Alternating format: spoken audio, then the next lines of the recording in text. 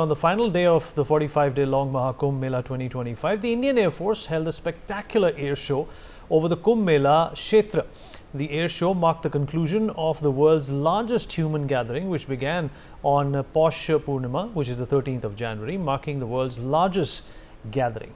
Abhishek, my colleague, is joining us at this point in time to give us more details about this. Abhishek?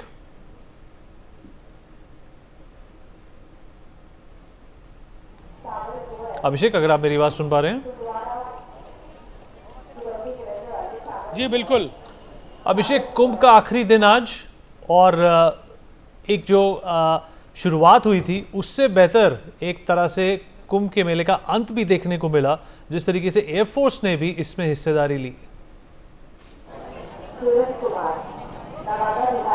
बिल्कुल, जिस तरह कुंभ की शुरुआत भव्य और दिव्य हुई थी, अंत तो नहीं कह सकते हाँ, लेकिन कुंभ के मेले के आखिरी महास्नान की अगर ये तस्वीरें देखें आप, तो ये भी उतनी भव्य और दिव्य हैं। यानी अंत की तरफ बढ़ता हुआ महाकुंभ एक कीर्तिमान स्थापित करता हुआ 65 करोड़ से ज़्यादा लोगों ने डुबकी लगाई है।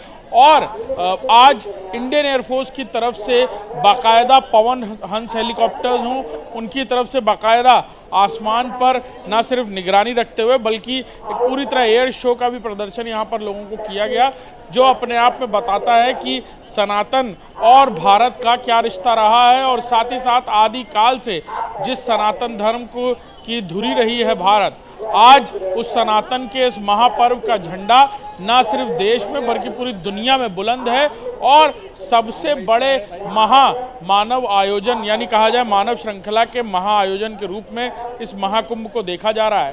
और शायद यही वजह है कि एक कीर्तिमान स्थापित हुआ है देश दुनिया से पहुंचने वाले लोगों का, साधु सन्यासियों का, और साथ ही साथ कई सारे कीर्तिमानों में इस महाकुंभ को सबसे भव्य और दिव्य इसलिए माना जा रहा है कि इतनी बड़ी मानव श्रृंखला यानी इतनी बड़ी तादाद में लोगों का जमावड़ा इस महाकुंभ में इकट्ठा हुआ है।